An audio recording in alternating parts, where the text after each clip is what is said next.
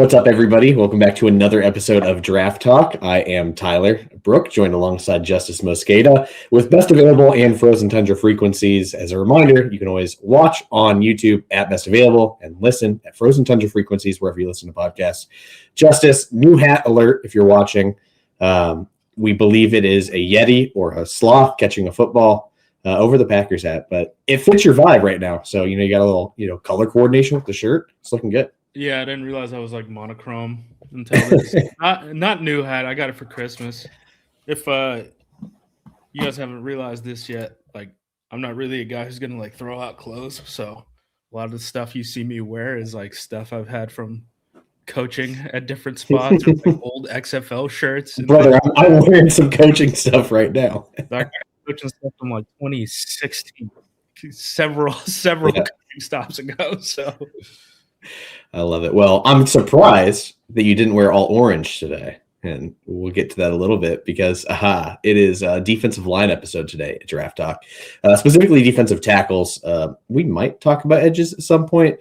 We always like discussing this on the pod at the end of the episode, but I'm excited about this one. It's a very interesting and kind of divisive defensive tackle group, at least for us among the consensus.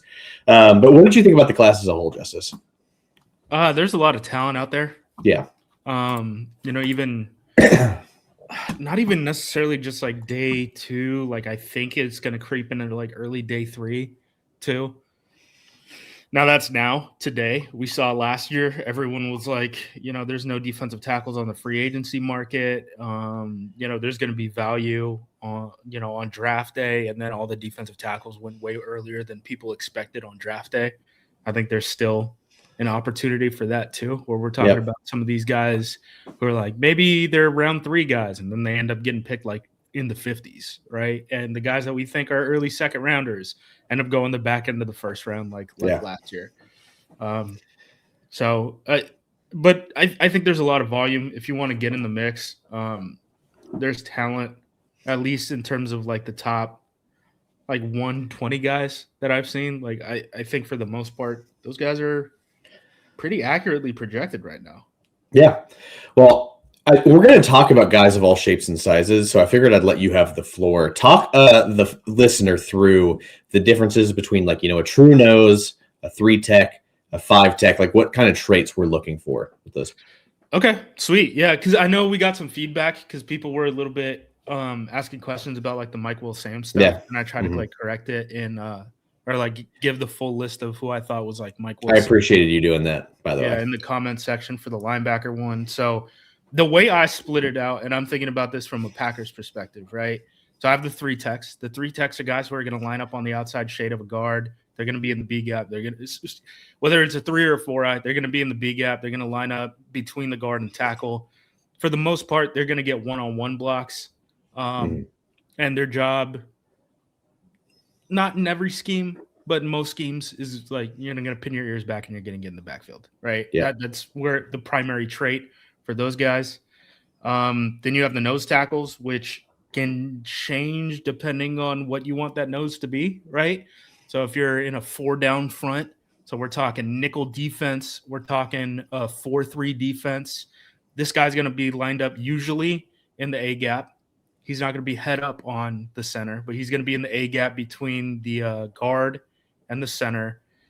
It's going to be more penetrating than if the guy was on a, head up on the center, but he's going to be getting a lot of double teams, right? Yeah. Whether it's in pass protection, because usually they don't let centers just go one-on-one on guys unless it's like a blitz front or something like that. You have to 5-0 it. Or in the run game, like a lot of these combo blocks, right? Like inside zone, technically it turns into one-on-one blocks at the end. It's not a true double team, but on the line of scrimmage, it's a combo block. It starts as a double team, and then you move off. The same thing is probably true, depending how you line up. And, when you're getting gap runs is another one where you're taking 2 guys on a down block, but then, the center is working to the will linebacker or something like that. You see that. The other thing I will designate is a nickel nose.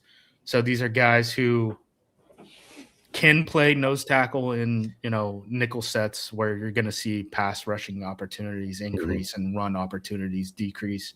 As far as the 5 technique, you don't see it that much anymore. You don't, because a lot of these guys start getting, moved over to the edge. It's just as bigger kind of like edge setting guys. Right. And even the teams that play 3-4 defense, right? Those guys are playing in 4 eyes or 3 techs at this point. So, teams are playing, they're not playing 5s, so head up on a tackle. They're playing inside the tackle. And what that does is it doesn't give those guards a free release up to the linebacker level. Yeah. Linebackers are having to do a lot more coverage wise, right? So they're protecting them in the run game. And that's kind of how this whole thing is working together at this point. What's funny is a guy I think that would be like a really just phenomenal 5 tech. Ruben Bain. Yeah, sure. Like. Why not? All right. Let's go ahead and start getting through these rankings. How many of you guys did you end up watching? So there's like the top 3 that I'm I've seen them. Yeah. But I didn't do the full grades just because time plus Packers aren't really going to be in the market for them, I don't think. Yeah. And I got 1, 2, 3, 4, 5, 6, 7, 8, 9 on top of that. So I'll have 12 guys. I've seen some of the other guys in passing, but I have full evals on 12 guys. Well, which way you want to do it? I know we've gone back and forth on which orders we've gone. So let's do the top 3, your order, and then after that, I'll start firing off takes. All right. I'm a little nervous about this one, which is funny, but Caleb Banks is number 1 to me. Okay.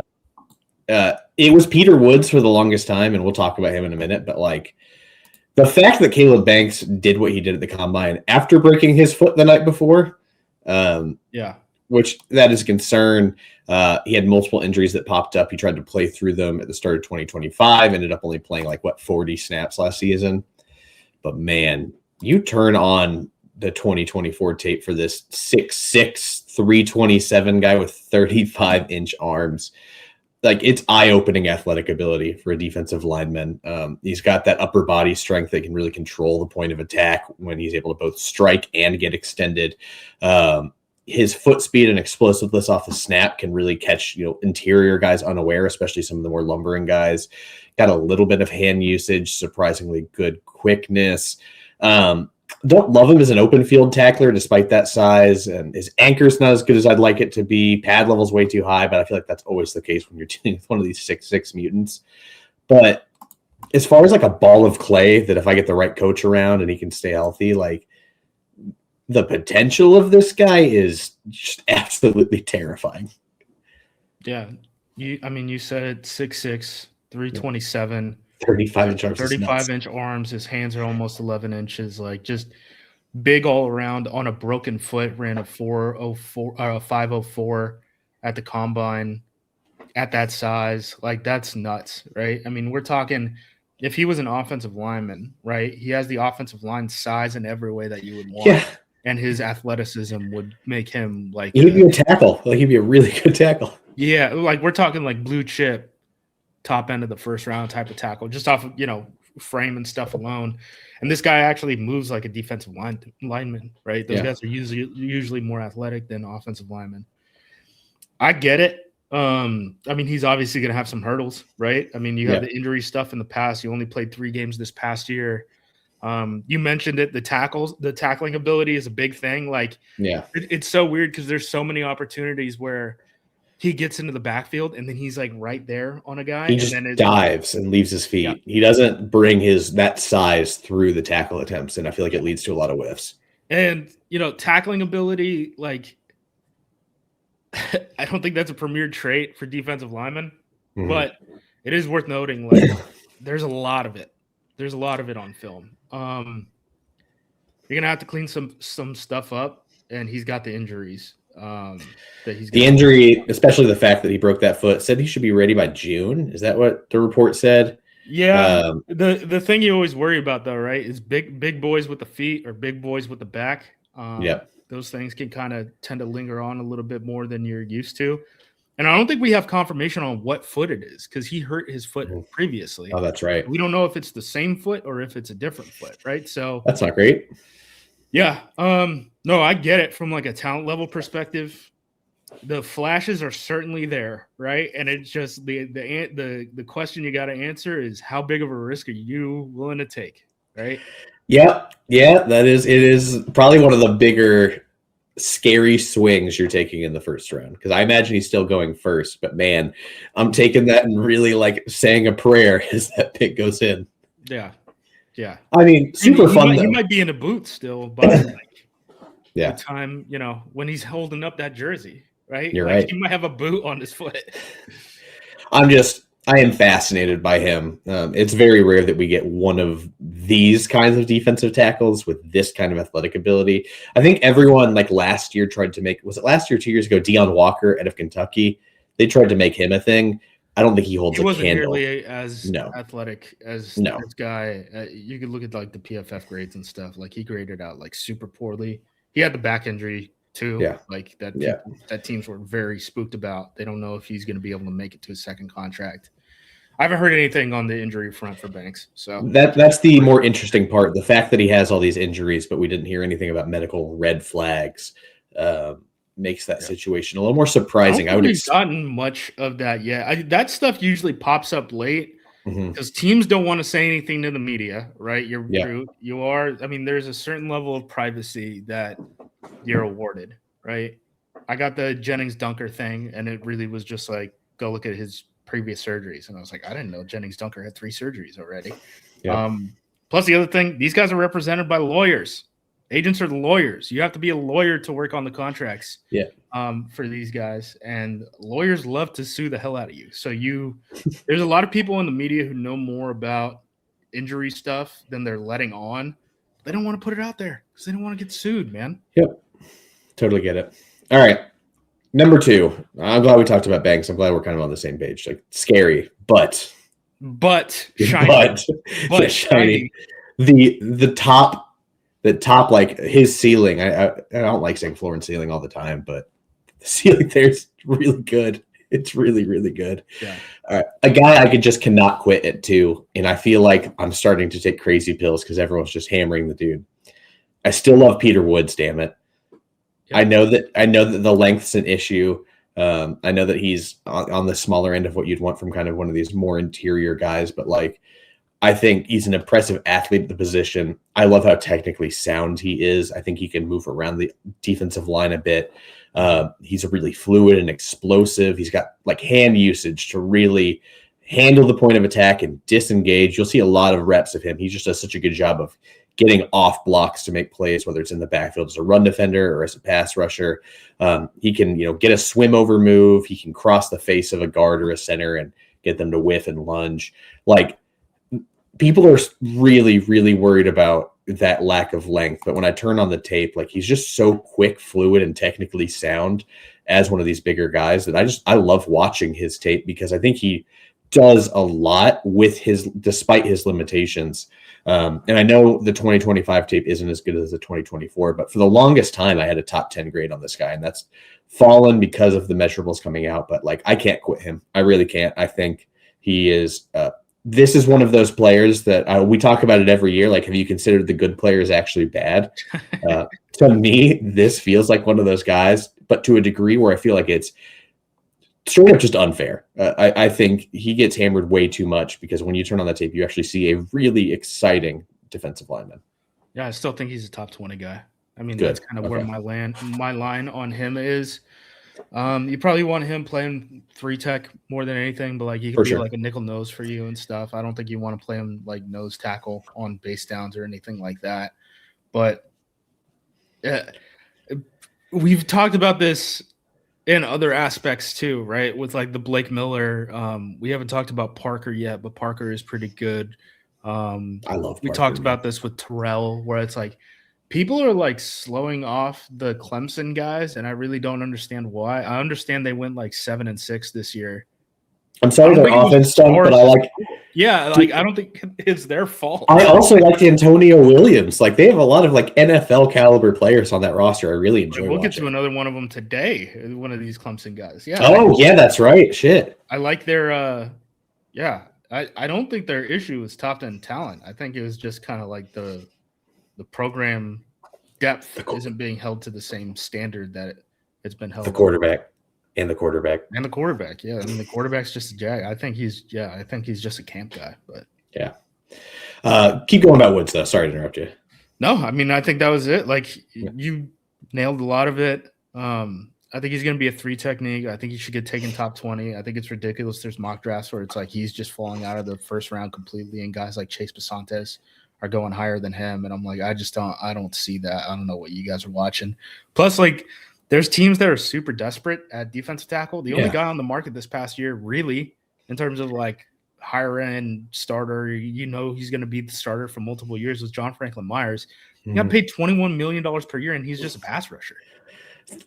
Some of that could be Saleh and the Titans. True. Actually, a lot of that could be those two things. Yeah, but like, that's a lot of money. Yeah. Teams did not address multi-year holes in free agency at the defensive line position. So I'm not inclined to believe that like there's not going to be a level of desperation for like a Peter Woods. These guys always go higher than people think. It's the same thing with tackles, man. Is there another reason besides the length and just the 2025 tape not being as good that you think people get bored? They've talked about him for years, so it's exactly to talk about. Yes, have you considered this good guy is actually bad? I mean, this discourse. We've had this discourse. Who did we have it about last year that was driving me nuts? I remember Will Anderson was a big one a couple years ago. I was like, are you really trying to tell me that Will Anderson isn't going to be an all-pro player? Like, that was one of the craziest ones we have. But we get them every year, and I think Woods is an example. We're going to get some egregious ones in the coming weeks. I know it's going to happen. It's some of these guys. I think it's pretty ridiculous now already. Yeah. So the discourse starts leaving the station. All right, let's keep going. I also don't get like these people who have allegedly watched these guys, right? And I do say allegedly because I don't think that they've watched this many guys. Because I know I haven't watched this many guys, and I'm actively trying. And I don't have a day. I mean, I have a day gig, but my day gig is writing about football, right? Yeah. Some of these people have day gigs that are not writing about football. Listen, some people are just really good at firing off takes and then just like sticking with them regardless of but then changing their mind.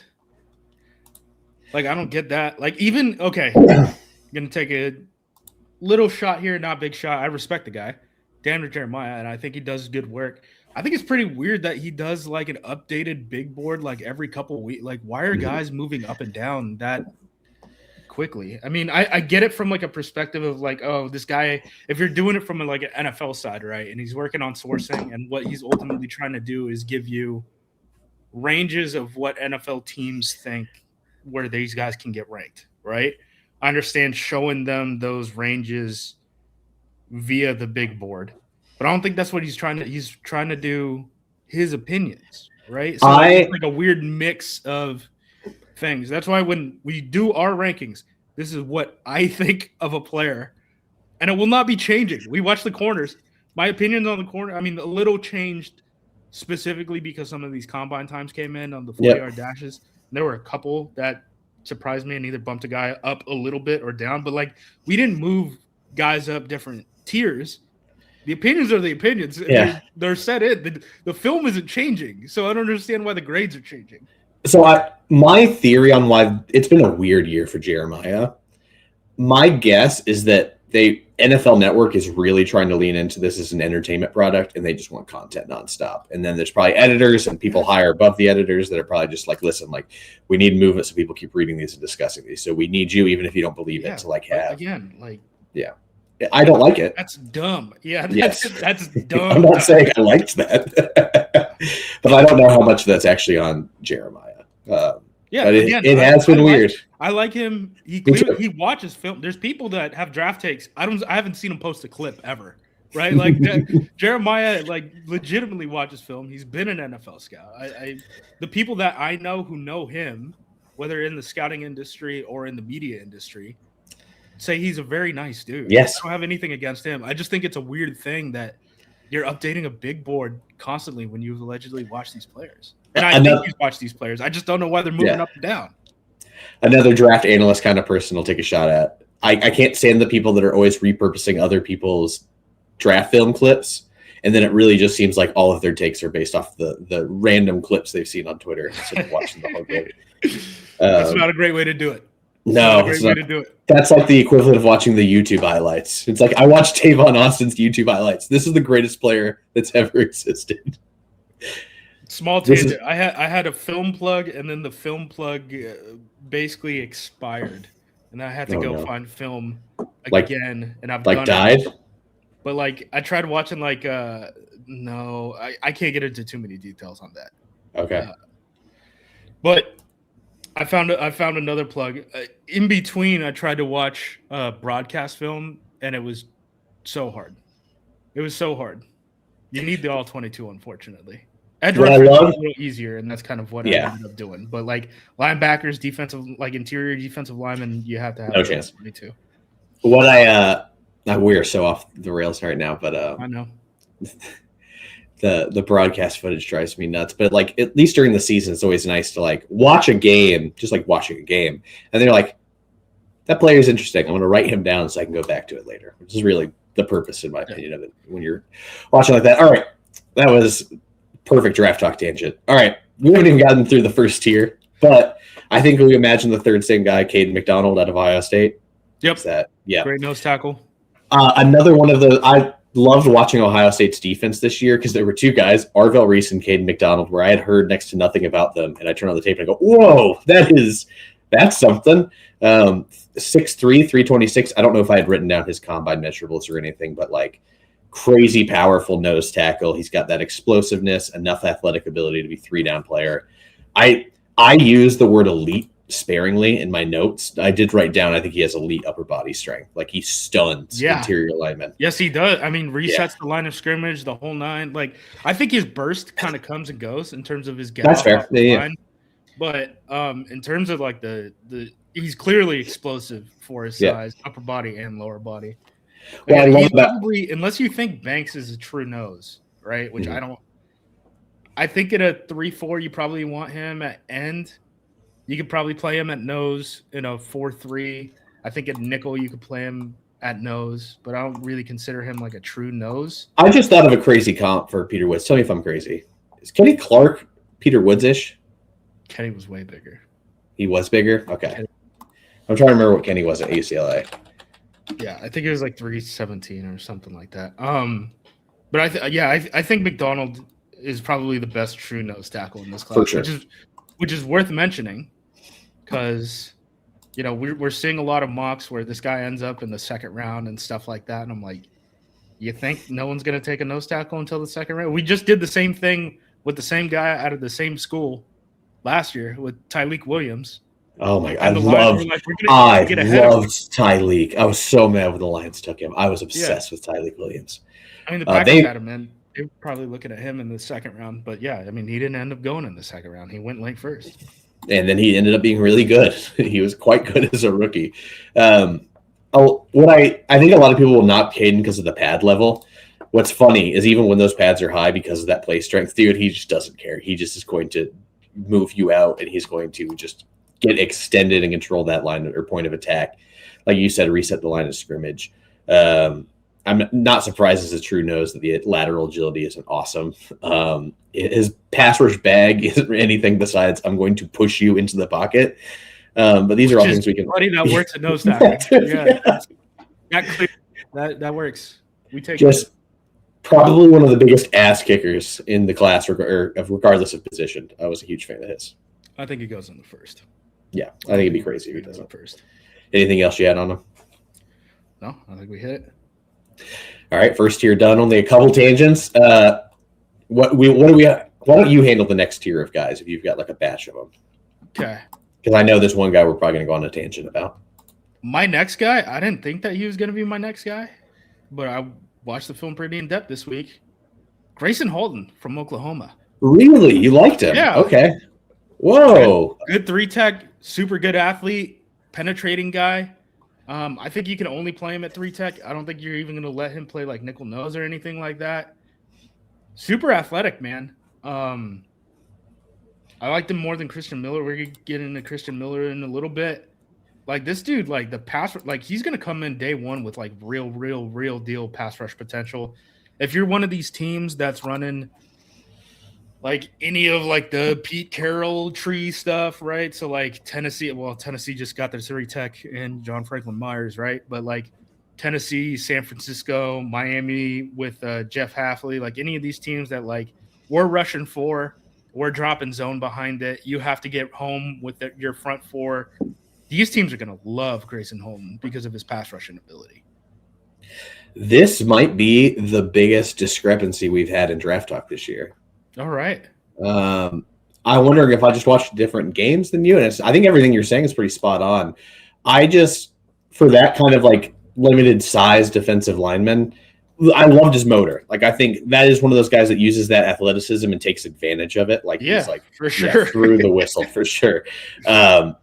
I just had some concerns against the run. I thought there were a lot of reps, at least in the game I watched, where he was getting slow off the snap and letting offensive line get to him, which is funny because then I saw, as soon as I got done watching that, I saw clips like his get off is great. So maybe whatever else. Well, I mean, get offs can kind of like come and go a little bit sometimes, but I think it's pretty good. I mean, so he's 293, which is on the smaller side, and a 4.82 at the combine, which is pretty crazy. Yeah. 36.5-inch vertical jump, which like would be good for a wide receiver, and he's doing it at 293. I really like the guy. Yeah. Really did. Yeah, I just had some concerns. Like, his lower body strength is clearly there because he can take on double teams. My worry is just it's always relying on if he doesn't get that pad level in base. He's a penetrator. Yeah. It is what it is. Like, that's what he's going to be. I think from a Packers perspective, and I know everyone listening to this isn't a Packers fan based off of the live stream we did where we were getting questions from like Bengals fans and stuff. But from a Packers perspective, if Halton is the pick at 52, what that means is the team doesn't want to pay Devontae Wyatt the $21 million per year that John Franklin Myers just ended up getting. I think Halton will probably be a rotational guy early on and then end up replacing Wyatt in like 27. But I could see the team getting in front of it for a guy who has this talent, in my opinion. Yeah. Okay. All right. I don't think I'll ever forgive you. I think we're sworn enemies now because we disagreed on a player. And I think that's how draft discourse works, right? At least back in the day, back in old draft Twitter. So yeah, death threats. We have to give each other death threats over day two defensive line. Yeah. The next guy on the list is, I think, the one that you're expecting, Dominique Orange out of Iowa State. Mm-hmm. He is 6 for me, but yes. He is true nose tackle. I think he could play nickel nose because he's athletic enough. I am actually kind of disappointed he didn't run at the combine. I thought he would have done well. I know there's a lot of people who look at his production and stuff and say like, oh, well, he's not a pass rusher. Buddy, go look. Please watch the film. Please go look at the bull crap that Iowa State was running. I was going to bring it up if you didn't. The 3.35 Iowa State Matt Campbell. Not even 3.35. It's like a 3.26. Like most of the snaps, he's the only guy from head up on the tackle to head up on the tackle on the interior. He's getting double teamed constantly. They like built that defense does not work if you do not have a Dominique Orange eating up space on the inside. Just handle double teams constantly. I think there's film out there when he's in true pass rushing situations, and I think he actually does a pretty good job of it. It's just when like it's literally an auto double team every single play when you get drop back pass against those looks. Really interesting player. So like on paper, if you go to like 24/7 Sports, he was a 3-star recruit. He was a 3-star recruit who had scholarships to like Ohio State, Alabama, Georgia. Like everyone, the baseline is 3-star recruit. If you go to an FCS school, it's a 3-star recruit. This 3-star recruit was a little bit different than everyone else. Now, why was it like that? Because the scouting services evaluated him based off of what he was at the end of his career. Early on, so I believe he was a Kansas City kid. Early on, got a lot of hype. Was expected to be like a 5-star guy. Pandemic happens. He ends up gaining a ton of weight during the pandemic. He ends up over 400 pounds, Tyler. 400 pounds. So teams start shying off. Those Ohio State, Georgia, Alabama scholarships that he got early on, no longer executable. He basically had to go to Iowa State because they were the last one that was still kind of like his outstanding offer. First 2 years, from what I've been told, big time emphasis on him losing weight, getting his body right, getting back to kind of like where he was earlier on in his high school career. People don't think that his weight is an issue anymore. I don't have it pulled up, but like I think he came in like the 320s, right? Yeah, I have him at 325. I don't think I've updated him from the Yeah. combine, but like losing 75 pounds, man, like respect to you, dude. That's awesome. Yeah, well, more. I think it was Yeah, more than 75. jeez. Yeah.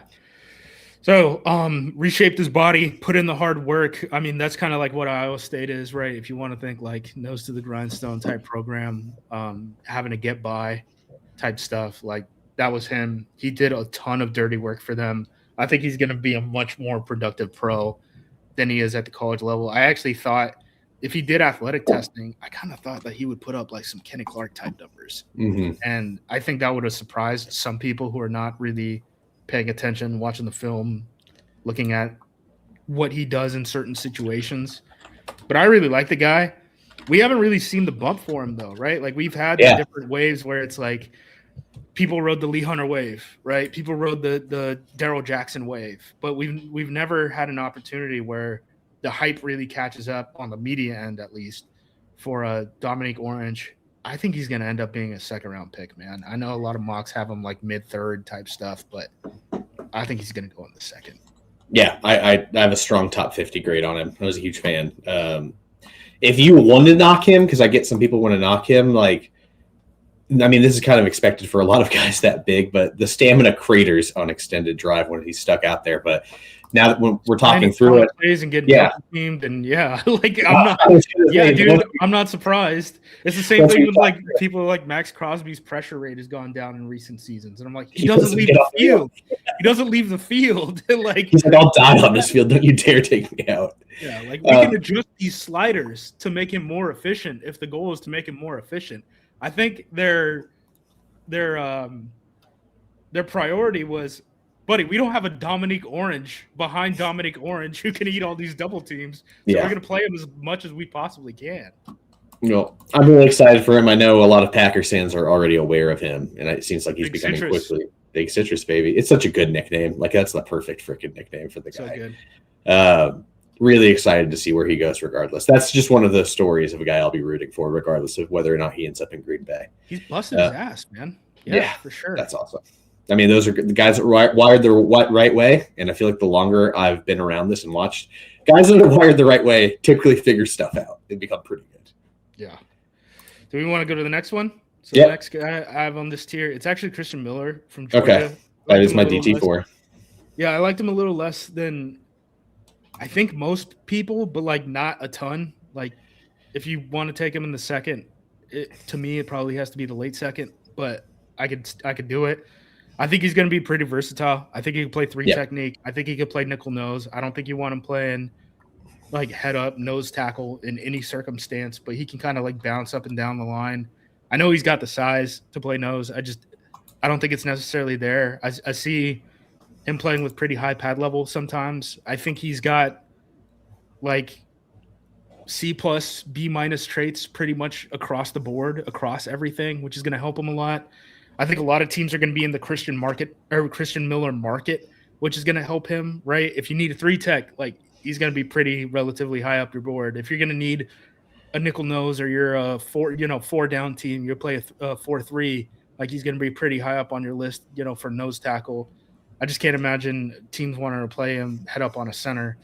But like most teams could use depth in some sort of way at one of those other two spots. So I could see him kind of being like a fallback option for a lot of these teams, even in the second round. And, sometimes fallback options happen that early. So I see it. I don't just like – if we're talking like Halton, Orange, the other defensive tackles that we've talked about, like the premier trait, I think his premier trait is lower ranked than any of these guys' other premier traits. Okay. And that's the big issue that I have where it's like, okay, but ceiling wise, right?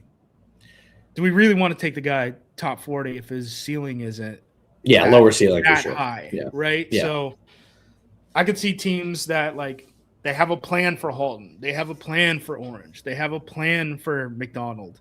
Liking those guys more than Miller, but I think Miller's going to be pretty much on everyone's board because he's a pretty clean eval, and I think he's going to end up probably going second round somewhere.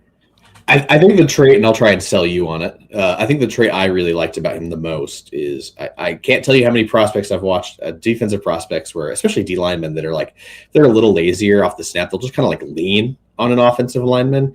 I feel like what I love about Christen Miller is that he launches into offensive linemen.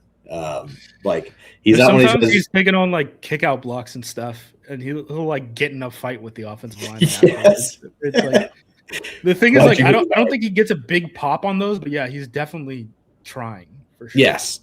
And I care about that, I think, a lot more just because it's the one boomer take I have is like defenders should care about engaging with blocks.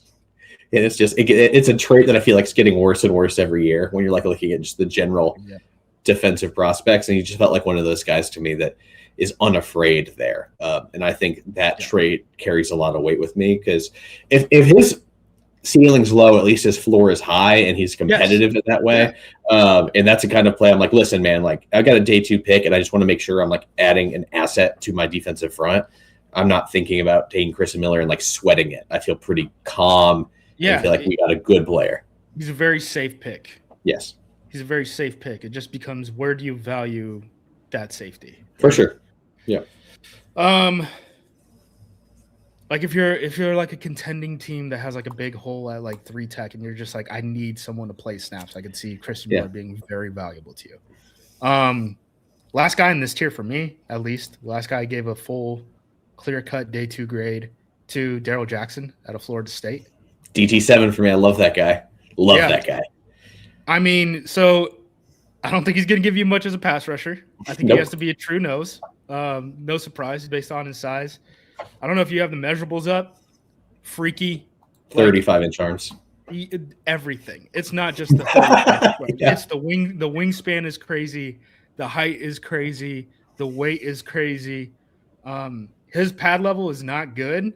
But guess what? At that long, like doesn't matter. It doesn't really even matter. Like he changes the geometry kind of. I think he's a true nose. I don't even think you want him on the field necessarily on pass rushing downs. Like I could see you taking him off the field in like 3rd and long and stuff like that. Obviously, nose tackles are going to rotate a decent amount anyway.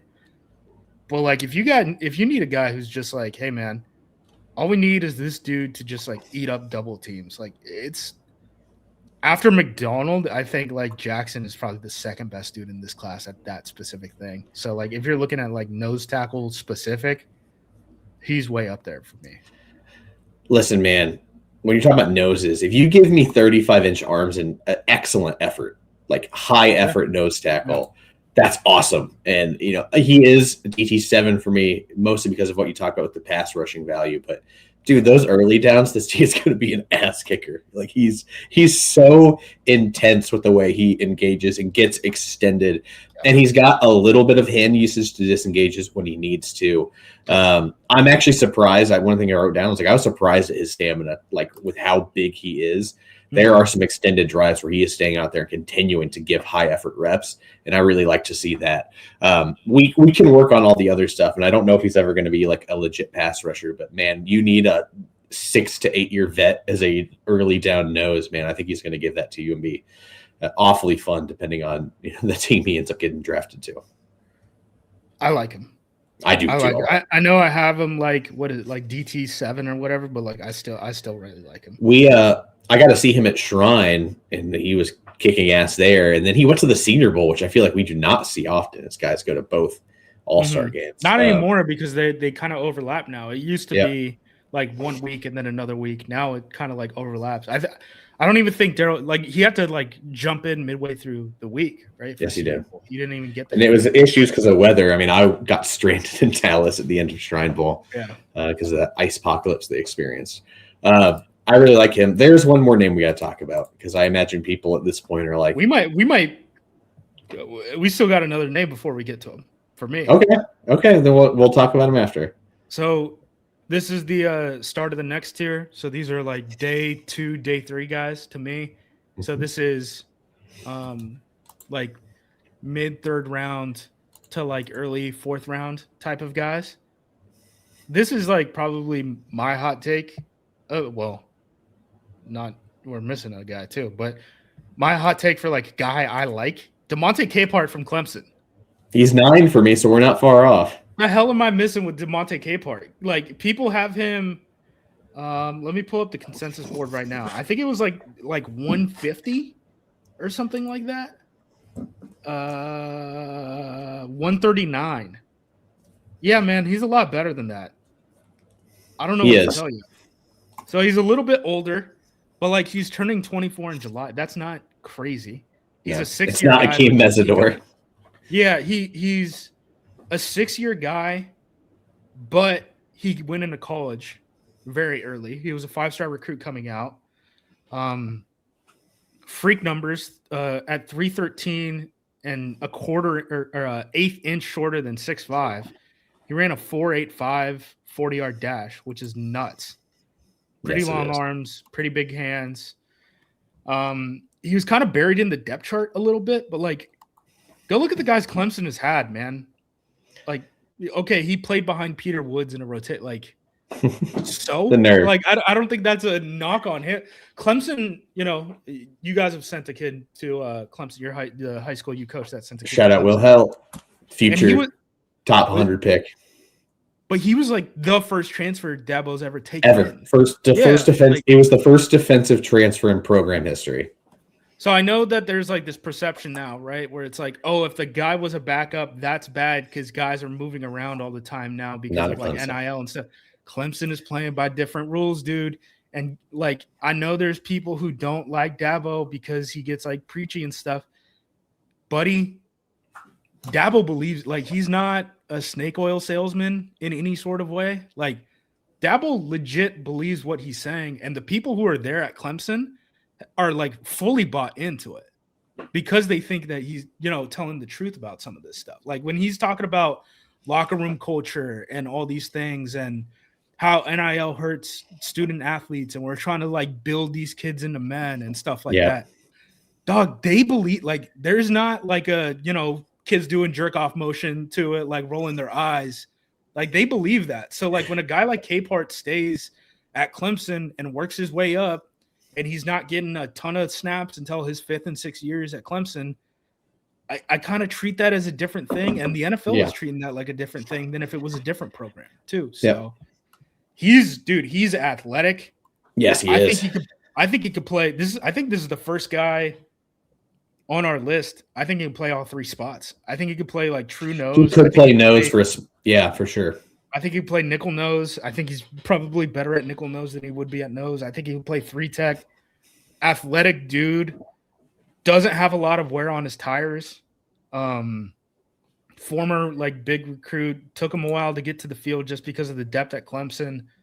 But like, I don't know, man. It's a hard sell for me to watch some of these other guys and be like, are we sure Capehart is not better? I get the numbers. I get that stuff. But like, if you contextualize it the same way that we just did, where it's like Clemson is kind of playing by different rules, right? Yeah.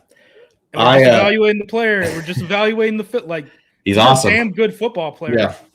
I don't think that he should be taken in the 5th round.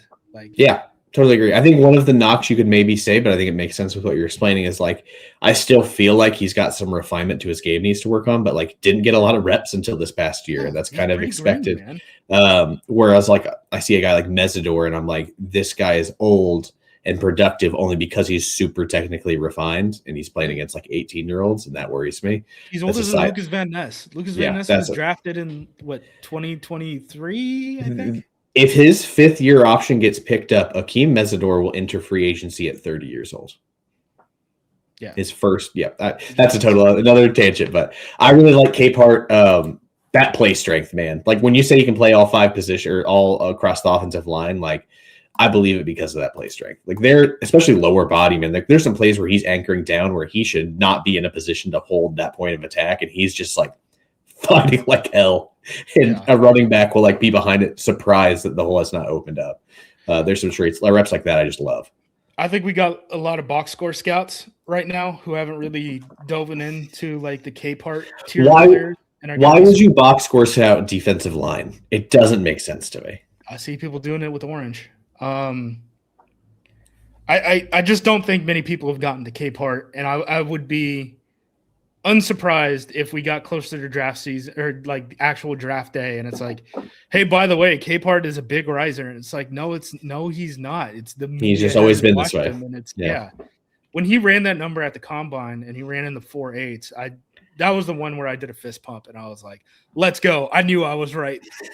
I think that 4.8 was why I turned on the film, and then I went, oh, that's not that. It's not just 4.8. It's legit power in that play. Yeah. I think if he would have gotten more playing time, like we might talk about him like a second round guy, honestly. Mm-hmm. Like, if he would have gotten more playing time and I wasn't so worried about that. And Clemson didn't stink and got more national attention. Yeah, sure. Like I could have seen him making that kind of a rise. All right. Next guy. It's the elephant in the room. Lee Hunter, Texas Tech. He is, for the record, I don't think Justis and I have talked about this. He is still DT5 for me. No, it's upsetting you. It doesn't upset me. He needs a good home. He desperately needs a good home. He is so scheme specific. Yes. That if he goes in the wrong fit, it's going to go terribly. He needs a place where it is pass rushing situations with two like good edges. It's Flores, dude. He needs to go to Flores. Oh, please don't let him go to Minnesota. Yeah, like that's the one where I'm like, look, if he works for Flores, he's going to work for Flores. I'm not too worried about that. That's kind of what I think based off of his evaluation, but he's such a weird player. All right. So he is. Lee Hunter, right? Nose tackle sized. Here's the thing. Lee Hunter is also super productive. Lee Hunter, before this year, he just transferred to Texas Tech. Texas Tech bought a really good defense and with NIL and stuff. And it was sick. It paid off for the big time. Dude, it sure did until they had to play offense against Oregon. That's true. Things didn't go so well for him after that. But so Lee Hunter, big guy who was allowed to play 3 technique at, I guess, perceived lower level. Well, he transferred within the Big 12. I guess I shouldn't say that. He was at UCF, but a lot of his production came before they were a Big 12 team and they were in the American and stuff, right? So Lee Hunter played 3 technique before getting to Texas Tech. Kind of had to play nose at Texas Tech because they had an undersized guy next to him. He might end up getting drafted, but he was like 280 or something like that. That was their 3 tech. He also got to play on a line where they might have a potential top 5 pick as an edge rusher, and they have another top 50, top something. At least day 2 pick on the other edge rusher. They have Jacob Rodriguez, who we talked about in the linebackers episode at linebacker. They might have this big ass safety who's actually a Wisconsin native. Yeah, he's from Sparta, Wisconsin, who played safety there. So like loaded defensive front. They kind of let him be like, as weird as this it sounds, like a run and chase nose tackle. Yes, that is exactly what he is. Yeah, like just like runs after stuff. He's got pretty bad pad level. I don't think that he's as good of an athlete as people expected. I mean, he tested very poorly. That showed up at the combine, which I was kind of happy about personally. Just like I'm not rooting against the kid, but I was just like, okay, now the narrative can kind of correct a little bit because people were talking about Lee Hunter like top 20 top 15, after the Senior Bowl and stuff, and I'm like, dog, I don't know about that. I think at the next level. So Texas Tech ran a bunch of stunts too, right? Which is like kind of fake. That's not what you're really doing at the NFL level, unless you're coached by Flores, which is why we said the Flores stuff makes a lot of sense. Yeah. Flores just came off of a year where he used Javon Hargrave, who previously in every other season in his NFL career, Hargrave had been a 3 technique, not a nose tackle, right? So there's kind of similarities in terms of this body type playing nose tackle for Flores. To me, I think he's a 3 technique, and I worry about his run stopping ability when he's not. Yes, I do. Oh, yeah. He's standing straight up, and he's not the athlete that people kind of branded him out to be. I think he could play nickel nose too. But what I don't want is I don't want him standing, or he'll eventually be standing, but I don't want him lining up, head up on a center and 2 gapping and stuff. And I just think it's hard to play nose tackle in this league if you're not going to be good at taking those double team blocks. And that's my big issue with Lee Hunter. Yeah, I mean, the exciting stuff or the big stuff is exciting. It's like open field. It's like open field. It's like him diagnosing screens, and like he's smart, but like He's a weird mold, dude. He's so weird. He's a weird player. I think for his size, there are definitely some reps where his first step is better than the edges on the other sides. He's got some surprising quickness at that size, and I like his hand usage, but the lack of stamina shows up in bad ways on tape. That pad level keeps getting worse on extended drives. He has almost no bull rush ability either. All of his like pass rush juice is like quickness. It's all like, did I win on the first step, but not vertically? It's did I win on the first step laterally? Yeah. And there's just not that many schemes that are going to do that. Like someone's got to fit the run on the inside, man. Like it's going to be hard. You kind of have to work around him. There's not very many good homes, and I think he needs a good home. Yes, he does. So I'm glad we talked about him, though. Weird player. It is very strange. Who knows? Maybe he ended up getting drafted. Maybe the Vikings trade back and take him at the end of the first round or something like that. Still feels like a possibility. Yeah. Well, they don't have a GM either. The other one, everyone is pegging Thieneman to him too, and I'm like, I don't think he's there when they pick. To be honest, I don't think he's a top 20 guy. Someone's gonna fall in love with him. Good for them. Good for them, but I don't see it. I think he's solid. I thought like mid second round type guy, but definitely not top 20. All right, last guy in this tier for me, at least that I've seen so far, Tim Keenan out of Alabama. Oh, you liked him? Okay, good. Yeah, big boy. I think you said he's got like the widest shoulders in the world. I got to talk to you at the combine. I was like, that is the broadest man. He is a square, which is exactly what you want as a nose. I think he's in the Daryl Jackson category, not the same tier, but the Daryl Jackson category where it's like, I don't really want this guy rushing the passer. I just want him playing nose tackle, like true nose tackle, and just like eating up space for the run game. He had the weird punt blocked against Oklahoma. That was funny. I don't expect him to be doing that at the NFL level. Defensive tackles don't do that very much on punt return.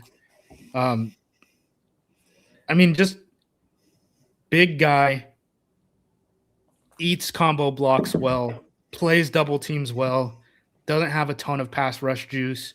I think he plays the run well enough that we're still talking about him this like third, fourth round range. But he is a little bit more limited than some of these other guys. Yeah, I have him as DT 13 because I had him higher, and I just keep going back and forth on how much I value that. Because like for a team like the Packers, tremendously valuable. They need this kind of guy, and if he's a day 3 pick for them, I think it's a great pick. But how much value is that really in my eyes is where I've kind of gone back and forth. I keep moving him around, and it's not because I've changed my mind on the film. It's just like the value of what I've seen. But what you're describing is he is going to have a role, and he will be very good at that role. But if you ask him to do anything else, that's where I get pretty worried. He has very sawed-off frame. Was it 30.5-inch arms? He is quite small and did not test well. He's 6'1". He's a tank. He's a pit bull. Yeah. He's awesome, though. It is fun to watch. Yeah. No, I don't think it's like he needs a good home because I think anyone can use him. Anyone can use that guy. Stopping nose tackle, but it's like he has to have a pretty specific role. Like he's not. Yeah. How many snaps is he playing in reality? Yeah, I don't think he's going to play. Like even at his peak, I don't think he's going to be playing more than like 60% of the snaps at the NFL. Yeah, level. So totally agree. That is what it is. Here's the I only have 2 guys left that I've watched. These are my next tier. My next guy is Chris McClellan from Missouri. DT 8 for me. Yeah, I think I'm a little lower on him than some people. I think my big hang-up is just like the upside of him. Like I don't know what his best trait even really is. He can kind of play up and down the line. I think you could play him at nose tackle. He could play nickel nose. He can play 3 tech. Missouri rotated those guys a good bit, actually. They used guys like Zion Young to kick inside as like a pass rusher and stuff like that. We'll get into him whenever we talk about pass rushers, probably next week. I just don't know what he's great at. Like he's just like one of these guys where it's like kind of like C+ traits across the board. I bet he's going to be on a lot of boards. I just don't know when guys are going to end up pulling that trigger. To me, I thought he was kind of like a 4th rounder. I got to him late in this process. I ended up liking him mostly because, 6'4", 34-inch arms, 11-inch hands. I appreciated. But like he's not resetting the line of scrimmage like no. Orange, Jackson, McDonald, Keenan, even K-Part. Like, he doesn't have – I don't think he has the penetration skills of any of the guys that we've talked about as, like, three techs or anything like that.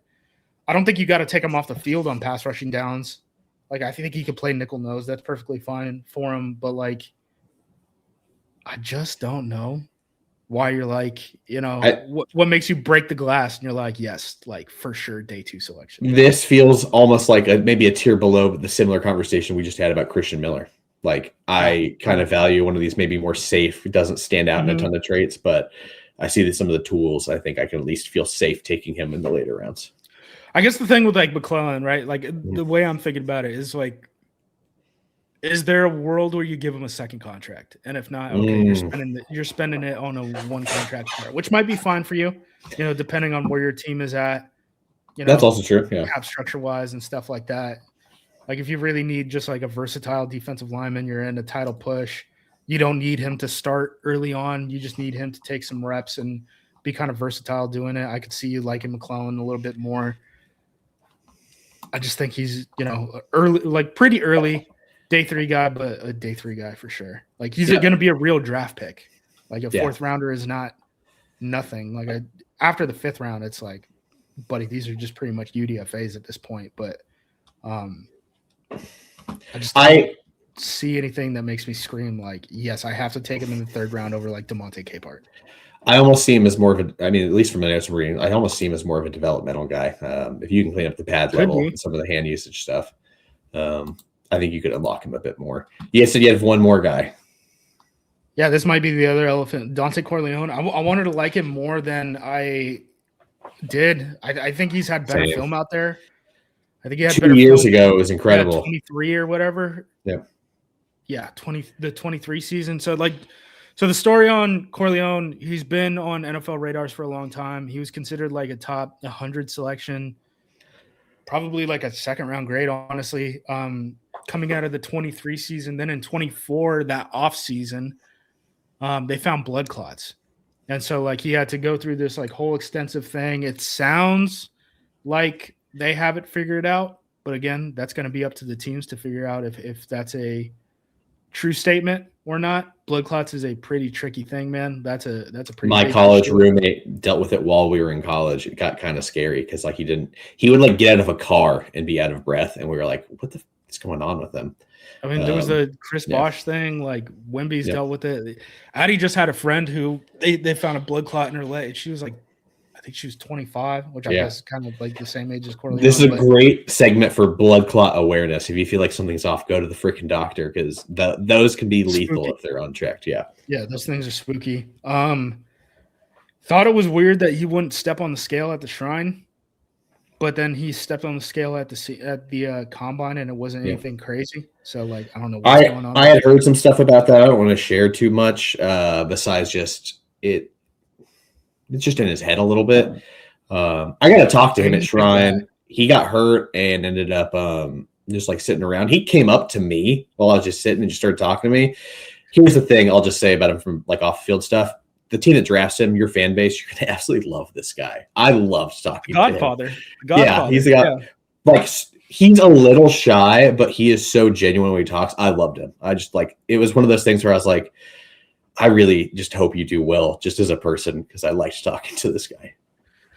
There might be a team that like looks at his previous film and thinks like we can get him back to that, and ends up liking more than what I had, which I gave him a 4th round grade.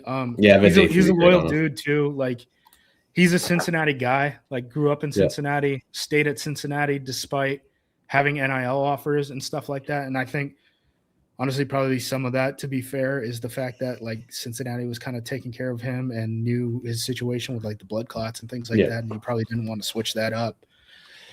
Do they have a good medical school or something like that? I'm trying to remember. I can't remember. I don't know if it's the medical school necessarily. Like, I don't know if it's like the University of Cincinnati Medical School, but like there's been like articles and stuff posted about how like they work hard with like the blood clot stuff at the school and then in line with the hospital and stuff. So maybe I gave him a 4th. I wanted to like him more based off of previous film, but then just based off of this year, I was like, it's like the line isn't going up; it's kind of going down. That's a little spooky. Yeah, it is. Considering all the other things, right? Where we're talking like injury, is there a weight issue? Okay, there's not a weight issue at the combine, but why didn't you step on the scale at the Senior Bowl or at the Shrine Bowl? And then you're dealing with the blood clot thing too. And it's just like, I can see a lot of ways where it ends up us looking at the draft board, starting at round 6, and Dante Corleone is the top guy who hasn't been picked on the consensus board, right? Like, yeah, it's one of the scenarios I can absolutely see.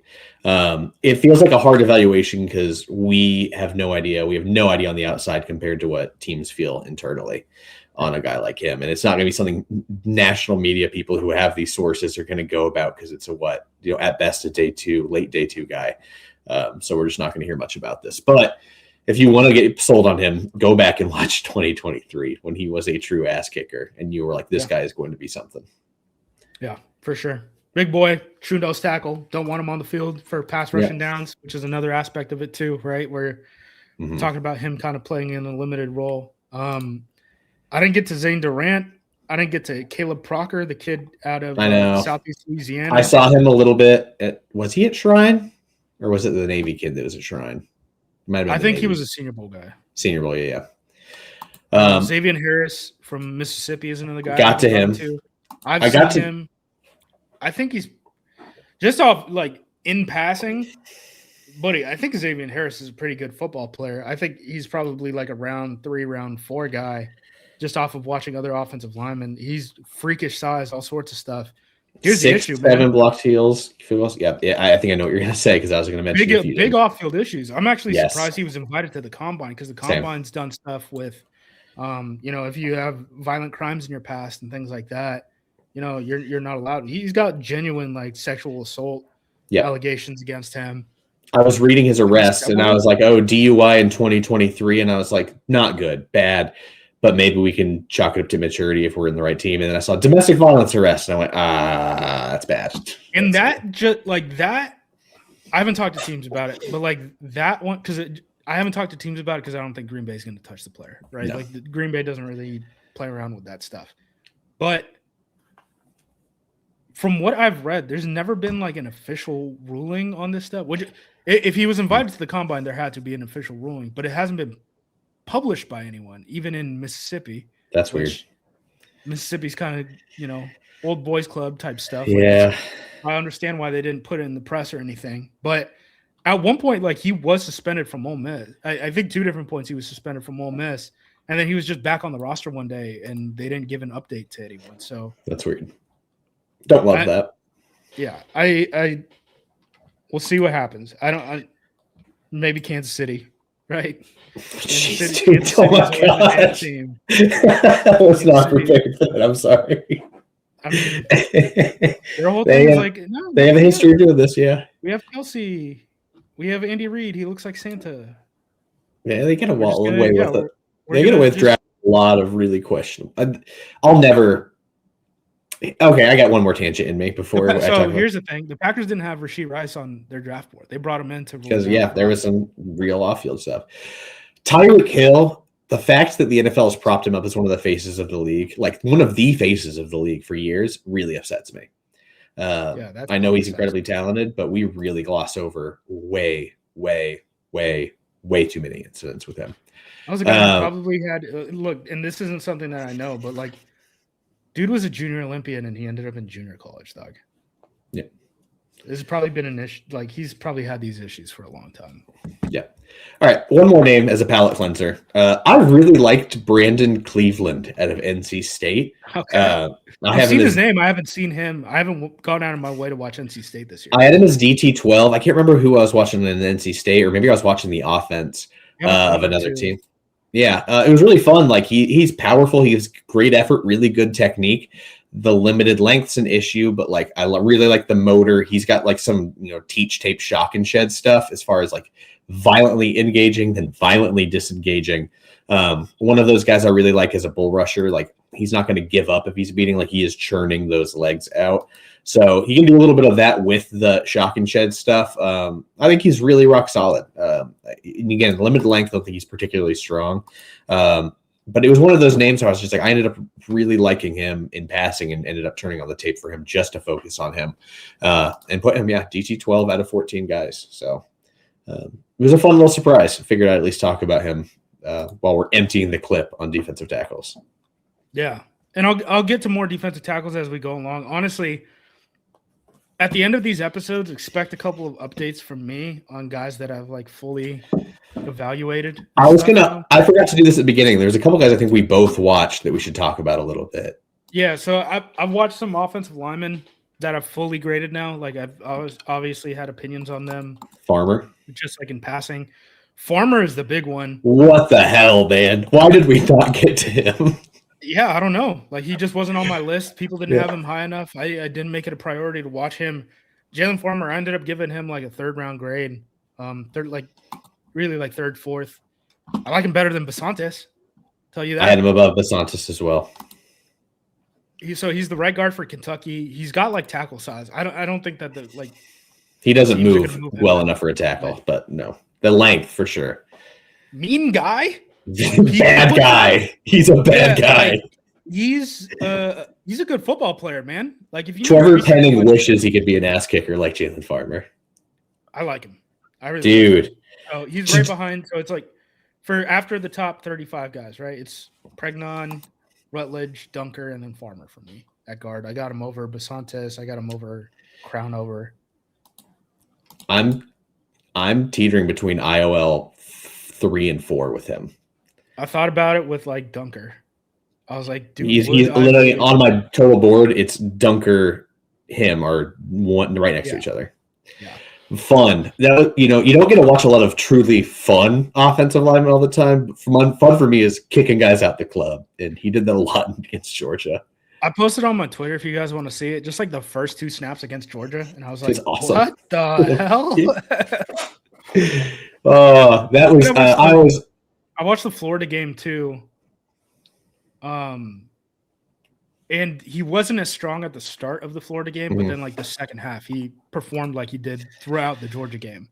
And I was like, there's something here. Like he was something like 120th or something on the consensus board. And I was like, no chance, dude. Teams are going to like him a lot more than that. He also has some of that grip strength. I don't think the punch is always clean, but like once he gets locked on, it's kind of game over. Yeah. Fun. So that was a fun eval. Yeah, I like him. Finally did a full eval on Austin Barber. I actually think he's pretty similar to Caleb Tiernan. Who is Austin Barber? How do I not even know this name? He's the left tackle for Florida. Dude, I've not even heard of this person. That's bad. That's bad by me. On my list. He was next on my list, so I watched him. He's a pass protector. I don't think he's really going to be a people pusher. I gave him, day 2.5 grade. He's pretty similar to Tiernan to me. So that probably honestly hurts the Tiernan market a little bit. Got to Logan Jones fully. I obviously watched him in passing. Oh, yeah. There's Iowa guys I've seen. Like I've watched Dunker, right? So I got to see him. I've watched defensive linemen. I think he's a backup center. I mean, that's just what he is. There's no shame in that. I'd still take him, round 4, round 5, but he's probably going to be a backup on his rookie contract. And then after that, we'll see if he hangs around the league or not. Graded Parker Brailsford late day 3. UDFA, not a fan. Do not recommend. Knew it going in. He's small. I think he's going to be small forever. He's had an opportunity now to develop in college for several years and not be small, and he is still very small. I think he couldn't even crack 290 for the combine, and that's after him packing on weight. What was Willie Lampkin coming out? I think Lampkin, the issue was short, not necessarily. That's true. He was like 5'10". Yeah. He was built like me. That's his issue. He was 5'10", 270. Oh, he was that small. I love Willie Lampkin. Yeah, he's on the Eagles now. Yep. Dude, I loved Willie Lampkin. I'll never quit Willie Lampkin. I'd rather die. If an NFL team starts running the option, right? Starts running the triple. I mean, he's pretty high on that list. Oh, my goodness. Tell them. All right. Next position. What are we thinking? So I think it's like two options. We can either do running back because there's not very many of them, or we can do edge rushers, and it's your call. I've already watched 21 edge rushers, so I would feel pretty. Able to get to that number, but I can get to like 12. What would you be more comfortable with? Let's do running backs, and then I can chip away at edge rushers. Yeah, I've got a lot of edge takes, and I feel like I'm still scratching the surface there. And I've got 11 running backs already. Forced me to watch a couple more. The name, to just as a teaser for next week, I really am very anxious and excited to hear what you think about Emmett Johnson. Nebraska kid. Yeah. I've seen people because when he declared, he wasn't like ranked on the consensus board, but then a lot of people were and didn't test particularly well. They were like, he's got shades of like Kamara, and then he didn't test well. So that's all I know about him going in is it's been roller coaster for him in terms of draft hype. That's all I know. I can't quit him, man. All right. I'll watch him. I think that's going to do it. Last thing. I've heard from more people that the Packers like Zion Johnson. Seems like a Zion Young, not Zion Johnson. Zion Young, sorry. It's like, well, they're going to pay $70 million for another guard. Let's ride. Yeah, right. Zion Young. So, and the more I watch him, man, I'm still getting worried about the hothead stuff. But yeah, is it the worst thing? Definitely wants to fight people. He's kind of. I mean, we'll get into it with edge rushers in a couple weeks, but his whole thing, like, he's pretty like LVN, Zadarius, Preston, like edge setter, high effort guy, can kick inside as a pass rusher. As a pass rusher, he's probably best on the inside, but like he is a high effort dude on the outside. Long boy, should be able to set the edge on the run pretty well. I think if we turn in the pick for him, it's, we could throw out the idea of Lucas Van Ness extension out the window. I think that'll be kind of like his replacement. He kind of makes sense to like pair with Micah Parsons. So just throwing that out for people. I don't know if he's going to be available at 52. I think there are other NFL teams who like him too, but there's a lot of buzz around Zion Young right now. Making him to the Packers. So. Cool. All right. That'll do it, guys. Thank you so much for watching. I got to let the dog out. That poor dog has been waiting to go outside. All right. Take care, guys.